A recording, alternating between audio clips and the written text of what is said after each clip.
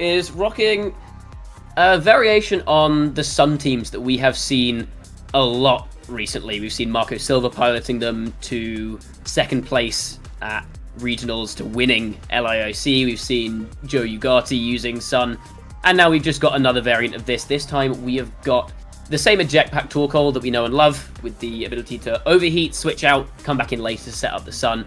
But this time we've got Choice Scarf Typhlosion, we've got Indeedee for that priority blocking, and most crucially, it can set off that Psychic Seed that we have on a Hawlucha on this team.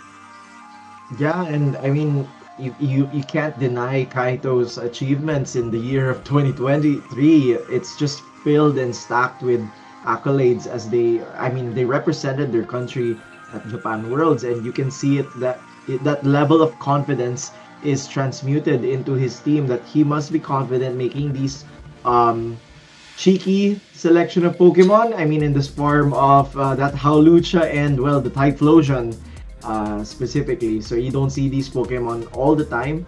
And Garchomp making a very good return here, holding that clear amulet so that it doesn't get hindered by any intimidates from any Incineroar. So it's going to be very interesting to see what Kaito is able to bring to the table this time.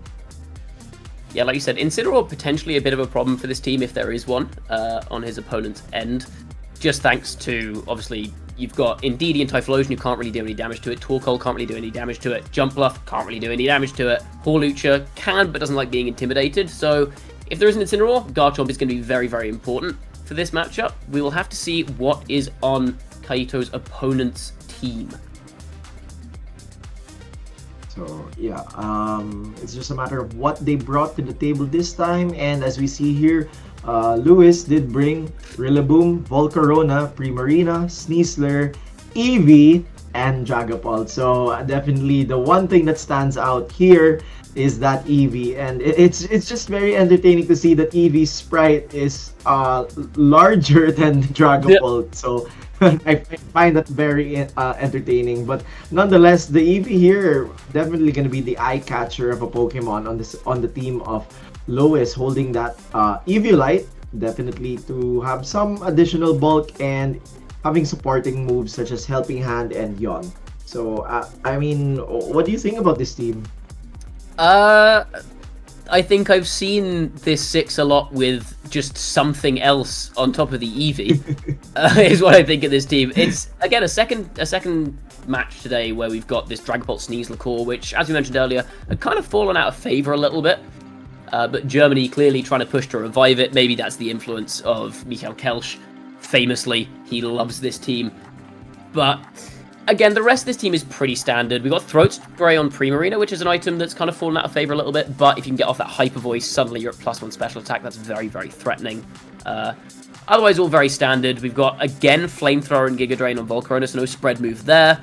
But with no redirection on Kaito's side, that's probably not going to be as much of an issue as it maybe was in the set we saw earlier. Yeah, that's definitely true. And I think right now, it's just a matter of will Germany be able to keep themselves again alive here, as I believe the match is ready for our viewers. You see here, I believe we're viewing it from the end of Kaito. So he does send out the Hawlucha with the Indeedee against Lewis's Volcarona and Sneasler. So right here on the board, that Hawlucha is going to be the fastest thing, having procced its Unburden ability, holding that Psychic Seed. And right now, I think it's going to be very risky on the part of Lewis, considering that this Hawlucha does threaten that Volcarona with one Acrobatics hit. Yeah, not a sentence I thought I'd say today, but Hawlucha is very threatening into this lead from with the Flying type Acrobatic super effective into both. It's worth noting though, if it doesn't Terrastallize, it is not immune to Fake Out thanks to it being a Flying type. So there is the option for this Sneasler to click Fake Out into Hawlucha. Hawlucha could equally Detect to try and get around that, but that risks maybe giving the Volcarona a free Quiver Dance. So we are going to see... Oh no, we just see an Acrobatics coming out from the Hawlucha. No Fake Out from the Sneasler. Going down to its Sash immediately. And this Sneasler... oh, where's my team sheet gone? I've lost it. Is this Unburden or is this Poison Touch? It is Poison Touch, actually. Poison Touch. And the Sneasler immediately goes down to that expanding force. Volcarona taking a big chunk of damage in the process.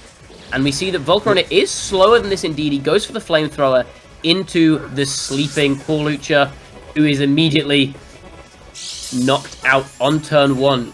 Louis saying, okay, I'm scared of this Hawlucha. And that's often a thing that happens with Pokemon that you don't see very often. Like, I don't really know what this does, so I don't want it to be anywhere near me. Exactly, and right now we just see both sides trading fast Pokemon that hit hard equally just to get rid of that speed advantage. But right now we do see that Typhlosion hitting the board, and this Typhlosion is holding that Choice Scarf, so it is quite a threat against Lewis. But again, this Rillaboom did come in to remove the Psychic Terrain, so priority moves will work against it. However, the only priority move available on the side of Lewis is that Grassy Glide, which is not super effective against Typhlosion. So I think right now Lewis is threatened rather from those fast fire attacks. Yeah, there's a threat of a very big eruption coming out here, especially with that Sun Boost. Grassy Glide, like you said, can mitigate it a little bit, but it's not doing that much damage, so you're still taking a very big eruption. We do see the Terrifier coming out from Rillaboom, though, to try and resist that hit. Volcarona is still a little bit vulnerable, but it can protect here to get around this. We'll see if that is what Louis goes for, and we do see the Protect from the Volcarona saying, I don't really want to deal with a very, very big eruption this turn, so I'm just going to keep my Volcarona safe. We do see, I'm presuming, an eruption coming out from this Typhlosion into the resisted Rillaboom. Still doing a decent chunk of damage, but now Rillaboom comes back with a Wood Hammer.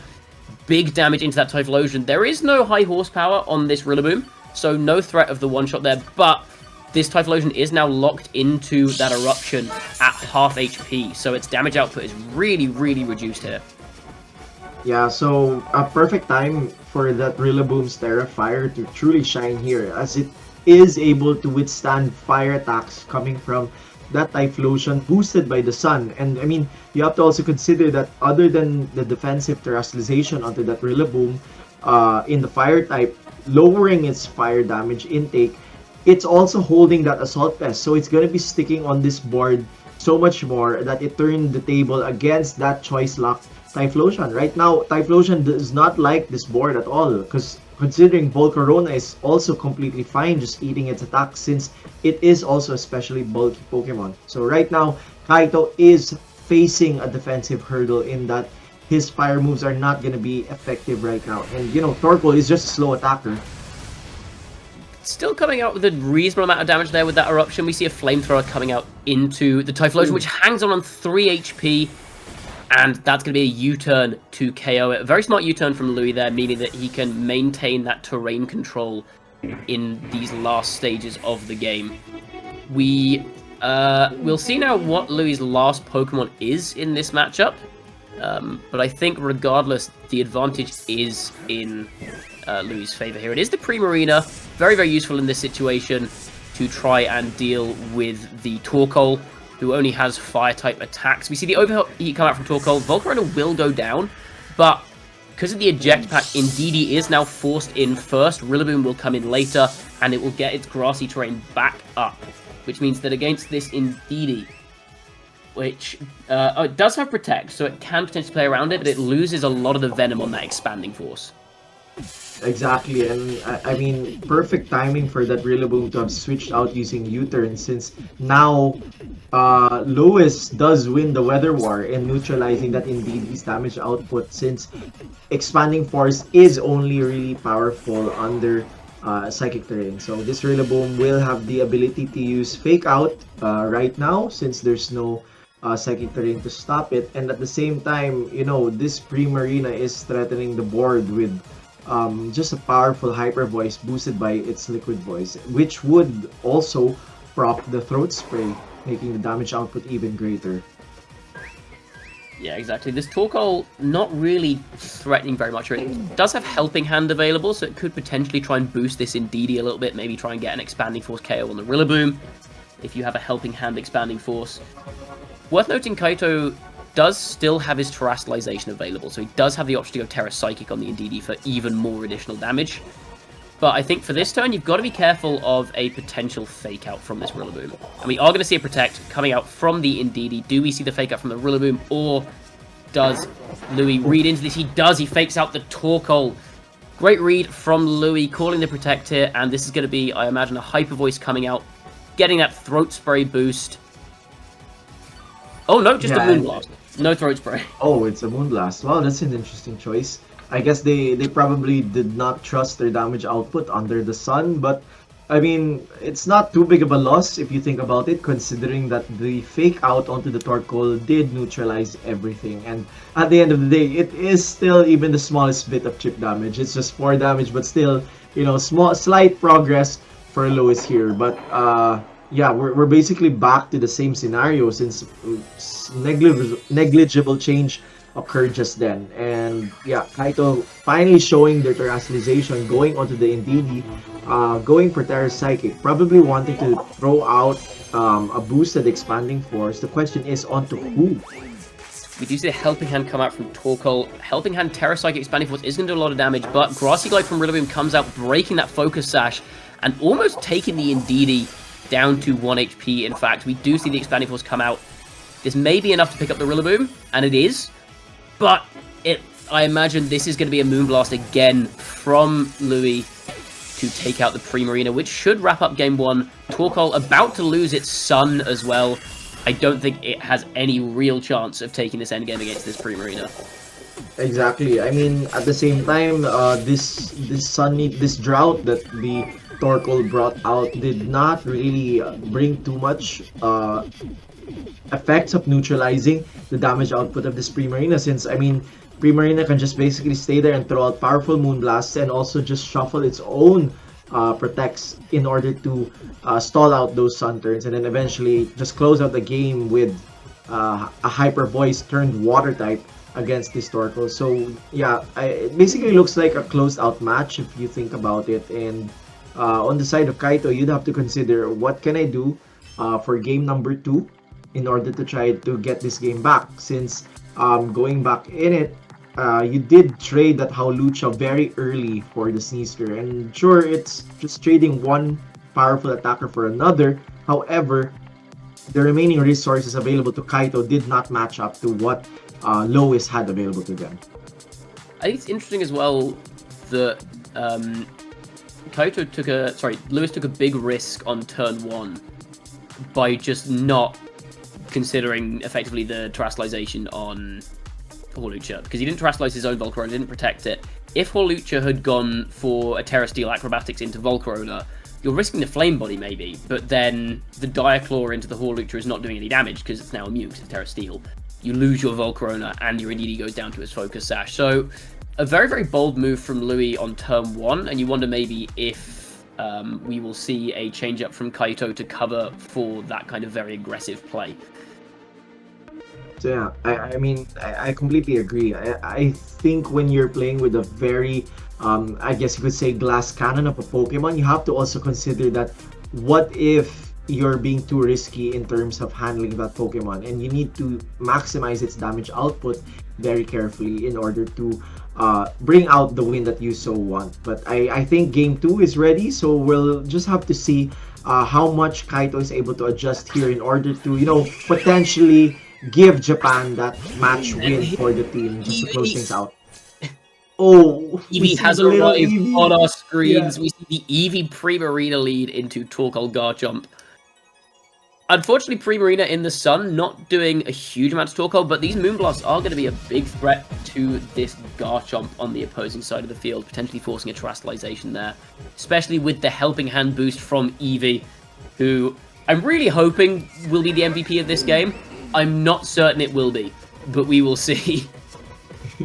Yeah, but I mean, I'm sure everyone would want to cheer on for little old Eevee here, and trying to make its mark for the win for Lois. Potentially, of course, but we just see a Protect coming out on the Garchomp and the Primarina, just probably trying to stall us, scout out the moves that are coming out here. We see probably a Yawn, I think that was going out into the Garchomp. Nothing really going on there. We see, crucially, Eevee does outspeed Torkoal. That could be really relevant later in the game. I'm just trying to think of something nice to say about Eevee here. Yeah, I mean, as cute as it may be, given the team sheets, there's not much it can really, not much damage it we can really throw out here, other than, trying to make the board awkward by throwing out yawns. And at the same time, it does have the potential ability to give a helping hand boost to this Primarina. So it is a threat right now for that Garchomp if it can just throw out one attack. But again, the Primarina's Hyper Voice won't be dealing as much damage as it should be because of that Sunny Day coming out from the Torkoal's ability. And we're going to see the Garchomp now terastallizing, wanting to get rid of that Fairy weakness, not wanting to take a super effective Moonblast. It goes into that Fairy type. A lovely heart on its head, but Primarina will not love to see that. And we see the Stomping Tantrum coming out here, hitting Primarina for pretty solid damage. Moonblast responds for a little bit over half. And Eevee does now go for the Yawn on this Garchomp, potentially trying to force a switch or a Mind Game next turn. We see, I presume, an Burning Jealousy coming out from Torkoal. No, that wasn't Overheat, sorry. Overheat coming out from Torkoal into the Primarina is going to swap the Torkoal out to get another offensive piece on the field, and also potentially put Primarina in range of another Stomping Tantrum. Right, and this is such a powerful switch out for Kaito, since they get to reposition themselves for the next turn. And I mean, sure, this Garchomp is affected by Yawn, but because of that switch out from the Torkoal, you're able to reposition into a slightly better scenario that you can safely switch out that Garchomp onto a different Pokemon while not losing any offensive momentum here. So well played on the part of Kaito in being able to do that. And right now on the side of Lewis, the problem is, your Pokemon are gonna be moving slower than that Typhlosion, and it is boosted by the sun, so there's nothing here that can stop its powerful eruption, since Eevee can't use Quick Attack on it since it's also part Ghost. Go on, Eevee. Come on, survive the eruption. I'm rooting for you. If you think Eevee survives, place your bets now. Does it survive? I think yes. We'll have to wait and see here as we see the eruption coming out, and it does survive! He's so bulky. This Pokemon is broken. Oh my Eevee's goodness! powerful. Little Eevee is doing it as they throw out a Yawn onto the Typhlosion. So now we're back to square one. It's an awkward situation again for Kaito. On the side of Lewis, they could just easily protect in order to stall out that turn and force the Yawn to take effect onto that Typhlosion slot. So well played by Eevee, no less.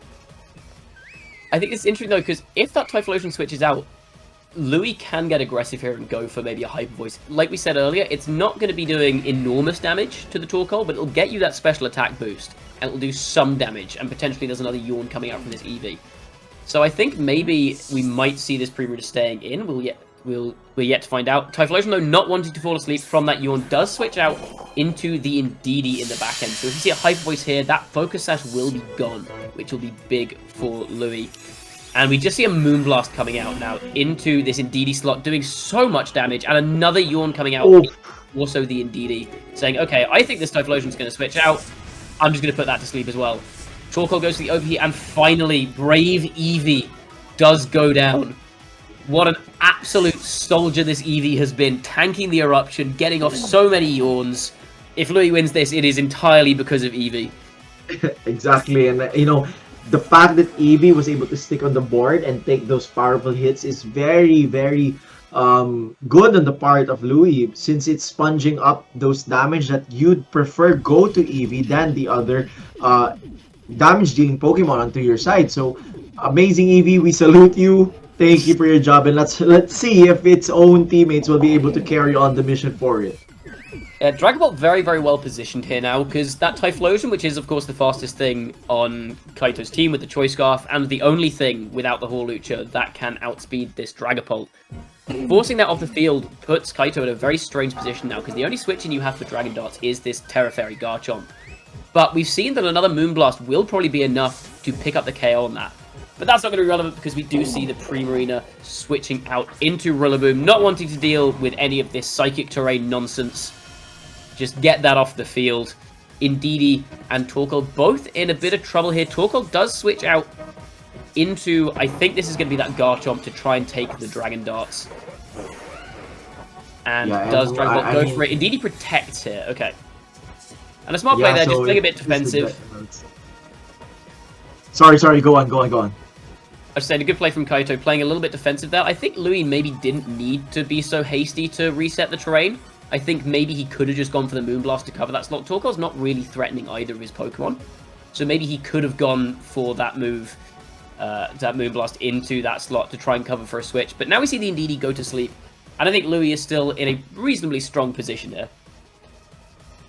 Yeah, and I mean, right now, it's because, actually, there's no other way to say it. Eevee was able to set up the board for Louis, creating this awkward situation where one Pokemon is threatened to be put to sleep. And right now, it is that Indeedee turning this into a strength in numbers play. And, you know, this Dragapult, sure, you're fairy type on the side of Garchomp, so you won't be hit by those strong dragon moves. But it doesn't deny that you're still going to be hit by these powerful grassy glides from Rillaboom. But, you know, Dragapult choosing to switch out onto the Primarina. So we'll just have to wait and see what happens there.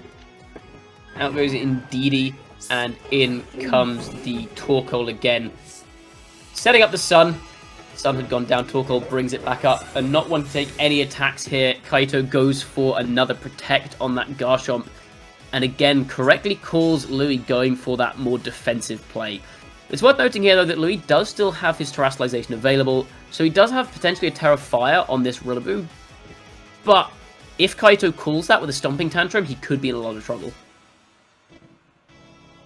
Exactly, and right now, I mean, things are really looking a bit difficult on the side of that Garchomp just because of Rillaboom. Rillaboom is really putting so much pressure onto that slot just by throwing out, you know, powerful Grassy Glides. And at the same time, you know, sure, there is that Torkoal present here, but again, in Game 1, we did see that Torkoal had a difficult problem dealing with this Assault Vest Rillaboom, mainly because it had access to the Terra Fire typing. So we're probably going to be seeing the same thing happen again here as a countermeasure to the Fire types on the side of Kaito. And we see the Dragapult switching out, the Garchomp switching out. Kaito, I think, identifying that that's his best tool against this back-end Garchomp. Back-end Dragapult. I have my Dragon types mixed up there, sorry. The Garchomp with the Terra Fairy is his best tool into this back-end Dragapult, potentially, but his Indeedee has now gone down, so that is his one Ghost immunity that is no longer in play. So Dragapult may no longer even need to lock into a Dragon-type move to clear through Kaito's board. We see the Hyper Voice come out from Primarina, finally getting that special attack boost from the Throat Spray. Torkoal taking about half its HP as an Overheat comes out. Rillaboom not going for the Terastallization, but hanging on just barely off the back of that Overheat.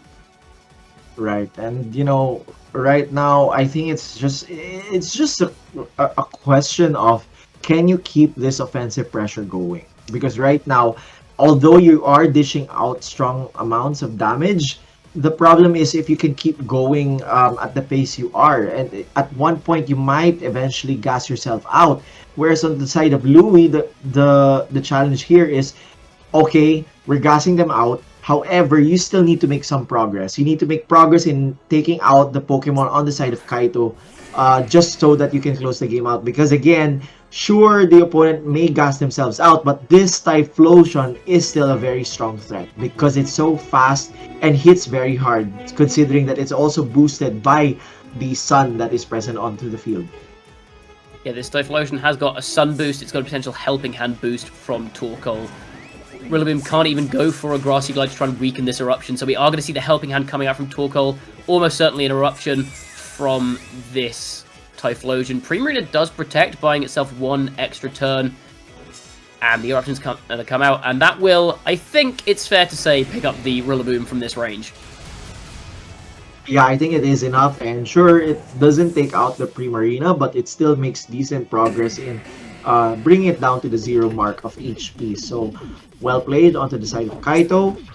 Here, I believe we're just gonna see the last Pokemon on the side of Louis in that form of the Dragapult and the Primarina, which is, I think, around 30% HP remaining. So right now, I guess if you're Kaito, you'd probably just want to throw out another eruption boosted by, as we see here, a helping hand. And it's just a matter of Boosted, will sun it be boosted. able to, yeah, will it be able to take out the Primarina? But I guess it's moot right now since it just goes for the safe protect.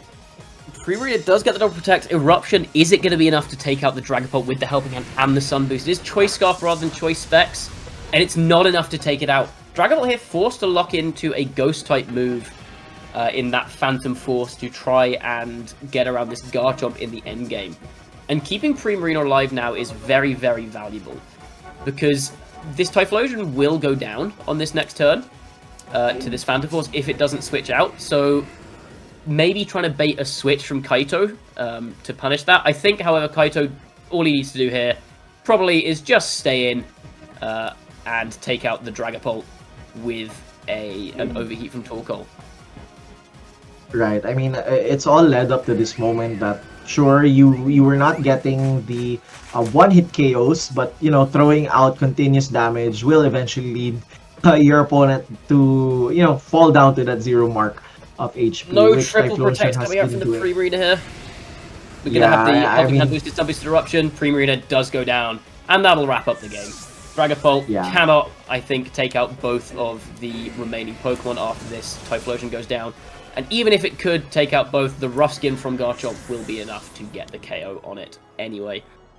So we're going to wrap this up now at 1 game apiece, going down to our final game. Reminder that Japan are currently 3-1 up in this fixture. So Louis now, again, as Marcus was last game, completely back to the wall, has to win to keep his team in with a chance of going through to top 4. Right, and still very strong showing. Well, the game is not done yet. We'll have to wait to see it to the very end, since you never know what might happen. But we see the last terrestrialization coming out for this specific battle, going to that Dragapult, changing to the Dragon typing. I think it's going to be very difficult here since it doesn't benefit at all from using any Dragon moves, considering that the Garchomp is very tight. But we see the Phantom Force coming out, so being able to dodge one attack from that Garchomp will be, possibly try to go for that knockout if it's possible, while also keeping itself safe. I think the rough skin damage plus just a burning jealousy from Torkoal is completely safe here, though, unfortunately. I don't think there's really any way back in. Dragapult does take out this Garchomp here. Does the rough skin KO it? It looks like it has, I think. If not, burning jealousy will definitely pick it up from this range. So a good attempt from Louis, but again, that rough skin damage just ending up being a little bit too much. Dragapult on like 1 or 2 HP is taken out by the burning jealousy, and that is the end of game 2. Right, and so I think at this point, if you're on the side of Louis, you're thinking to yourself, okay, can I close out game number 3 to try and, keep Team Germany's lifeline still afloat? Or if you're on the side of Kaito, you're thinking, come on, please, one more push. If you win this, it's over. It's literally over. We'd make it past them again. So, I mean, at this point, it's just, I'm sure it's mentally draining for these players, considering it is a team effort. And right now, I mean, it's not the last straw for Team Japan, but it would definitely take off all the weights off their shoulders should Kaito be able to cinch out a win. Yeah. Well, I think we're all rooting for EV, but even though it did okay that game, I think maybe it's probably not the bring. Louis saw a lot more success in the first game without bringing that EV, I think, into Kaito's team. It's threatened by Hawlucha. It is kind of threatened by Indeedee. We saw that Kaito was perfectly content to just switch around to get around those Yawns, and I think Louis didn't really have enough firepower on the field with just the Primarina to really punish those switches.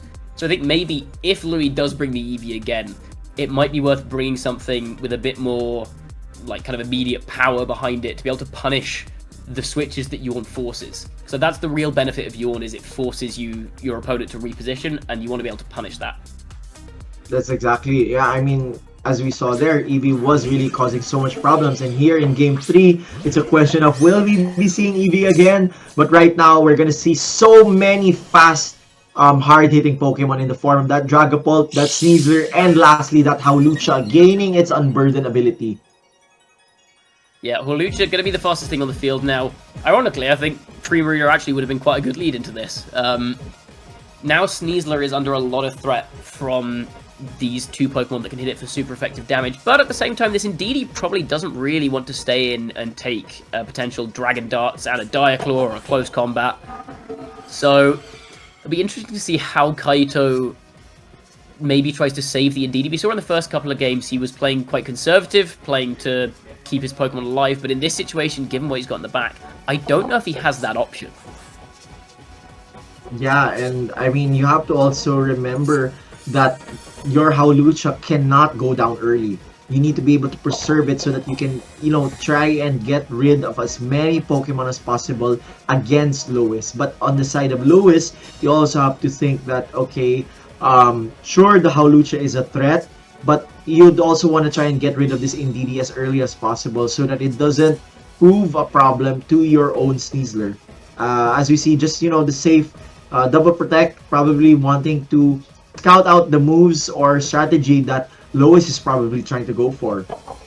I think we saw Dragapult only hit one protect. That may be locking into U-turn potentially here to try and get around a potential pivot from Kaito. I don't know if you necessarily need to not click Dragon Darts there. We do see the acrobatics come out. Dragapult taking a large chunk of damage. No, it was just Dragon Darts. I guess I missaw. We do see the critical hit on Hawlucha, bringing it down very low, and Sneasler going to pick off that Indeedee with the Diaclaw. So again, we see a similar start to this Game 3 as we did in Game 1, where Kaito's traded a lot of damage on one of his Pokemon and the entirety of another one, but this time he doesn't even manage to get the KO on the Sneasler.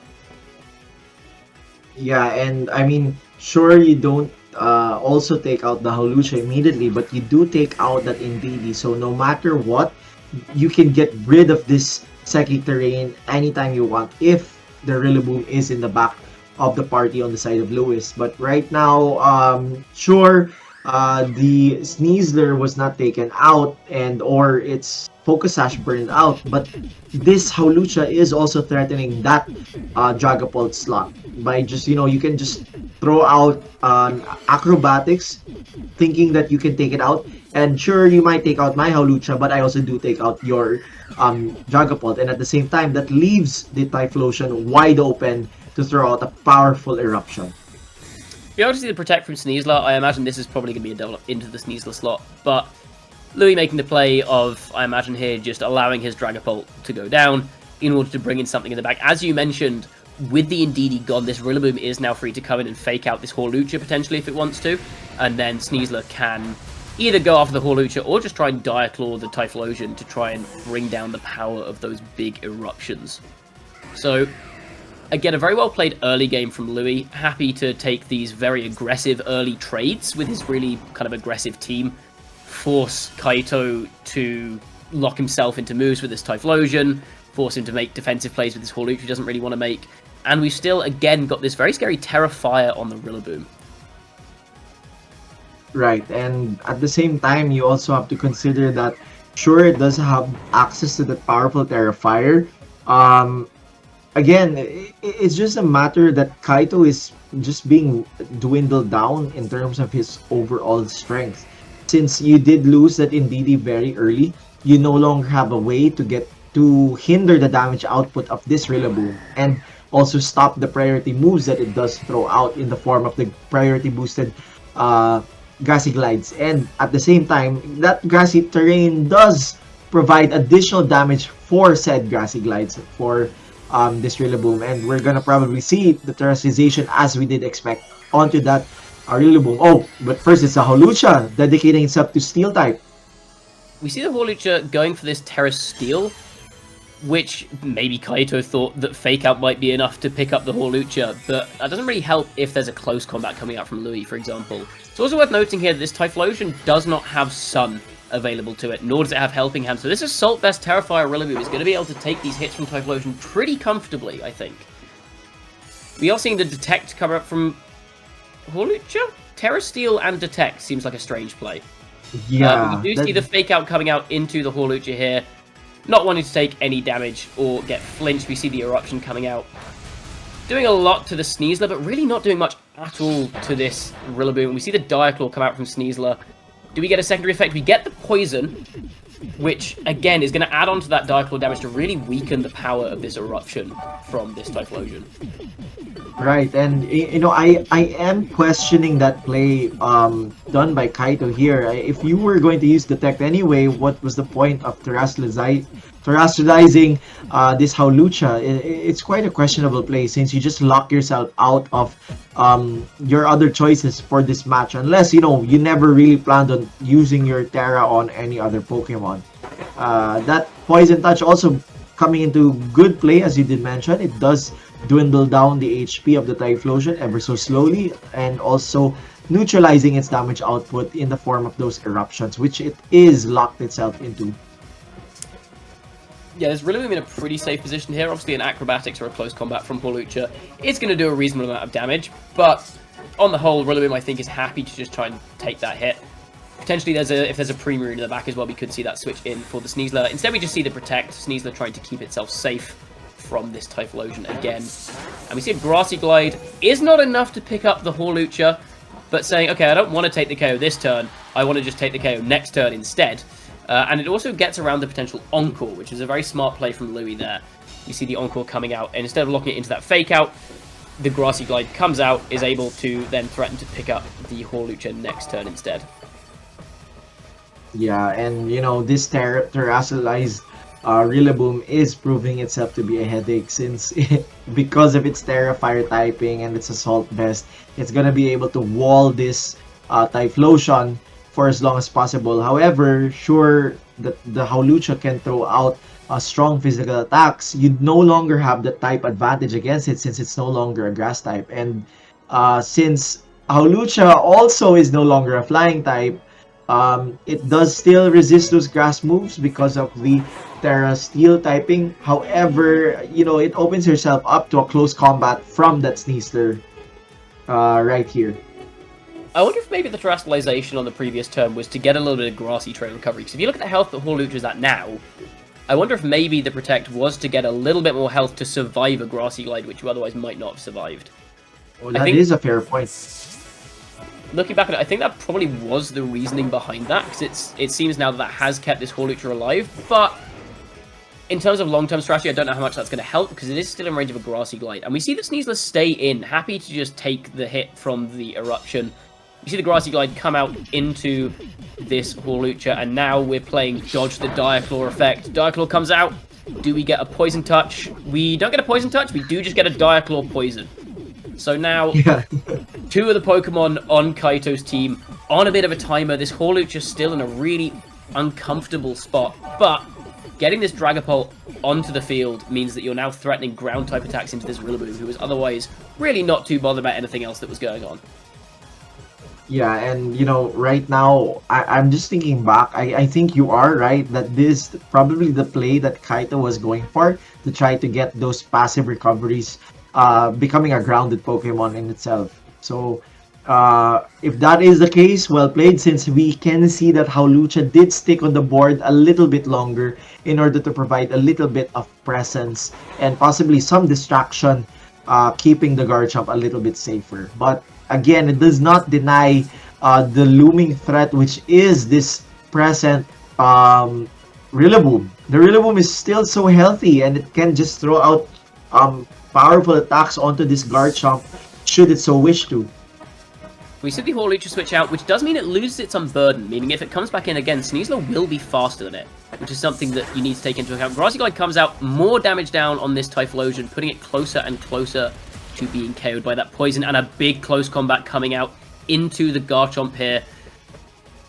Again, these two Poisons now are really starting to take their toll on Kaito's team. Stomping Tantrum comes out. It's not quite enough to pick up the Rillaboom. Just barely missing out on that crucial KO there. And now Rillaboom is free to maybe go for a Grassy Glide or something into the Garchomp if Grassy Terrain's still around. I haven't been counting my turns. I've been a very bad commentator. We will see. We will see if there's still the option to go for that. But again, this Garchomp, there is still the threat of Grassy Glide in the field now, we see. which is very, very scary for this Garchomp. But if Garchomp tries to switch out or protect and stall out the grassy terrain here, then it's probably just going down to that poison anyway. So there's a bit of a pin on that Garchomp here. And Typhlosion, again, is on that same timer with that poison. However, I think it's much more, you'd get much more value if you throw out the Grassy Glide onto that Typhlosion, since you already know that this Garchomp is going to fall due to poison. And given the state of the board, I think Louis would probably win out in the terms of health of Pokemon available to them. So we'll just have to wait and see. But we see the switch out. So if Louis did go for that play, it would leave the Hawlucha wide open to take another recovery turn here. As you see the Grassy Glide, and there, we do see it. Into the Typhlosion, yeah. And I think you're correct that that was the right call there, because that's the one thing left on the field now that Hawlucha doesn't have its Unburden ability active. It's the one thing on the field that is going to be faster than this Sneasler. And now it is going to go down to this poison damage, leaving just the Poison Garchomp and this lone Hawlucha to try and carry this game home. But I think it might be a little bit too much to ask of what is remaining on Kaito's team. Yeah, I mean, your Pokemon are all poisoned, and if not, their HPs are so low right now. So it's a matter of, you know, trying to squeeze out every one bit of that Pokemon's value on the board, as we see Louis throwing out their healthy Primarina right now, which is at full HP. So it's gonna be quite an issue in terms of damage output for Kaito, considering both their Pokemon are faster than that Primarina. But we see the Hawlucha just going for the safe protect. Hawlucha goes for protect, and close combat comes out into Garchomp, picking up the clean KO there. Sneasler will hang on thanks to all the grassy terrain recovery. That rough skin will not be enough to take it out. And now a fully healthy Primarina and a Sneasler against just one lone Hawlucha. This game feels a little bit over at this point. Hawlucha doesn't have any spread damage attacks. It can only hit one Pokemon at a time. Both these Pokemon on the opposing side are going to have enough firepower to take it out. And we see Kaito locking in the forfeit there. Louis does take home another win for Germany, which